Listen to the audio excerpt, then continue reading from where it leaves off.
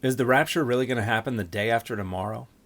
Hey everybody, I'm Dan McClellan. I'm a scholar of the Bible and religion. And the answer is obviously, of course not, because no such thing as the rapture is ever going to happen, because the rapture is just something that people who did not know the future made up, based on drawing passages from different parts of the Bible, which also doesn't know the future, and putting them together in a way that was meaningful and useful to them.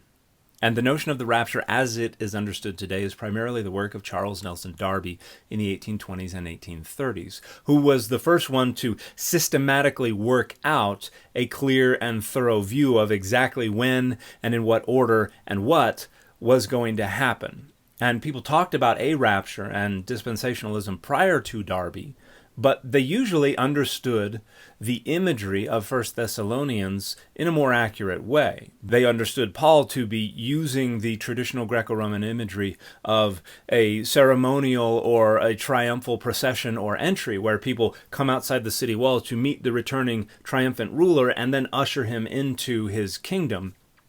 Only now it's reoriented vertically because Jesus is in the sky and his return to his kingdom is going to be vertical. So to meet him, we must go up into the clouds and then turn around and come back down.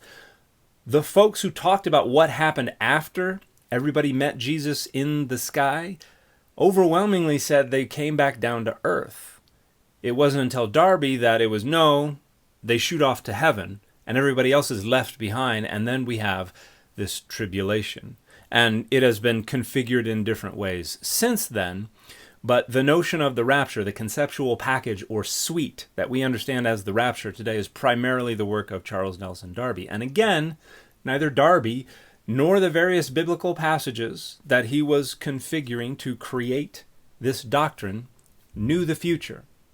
But one thing we can know for sure is that no such thing as the rapture is going to happen. You don't have to worry about that.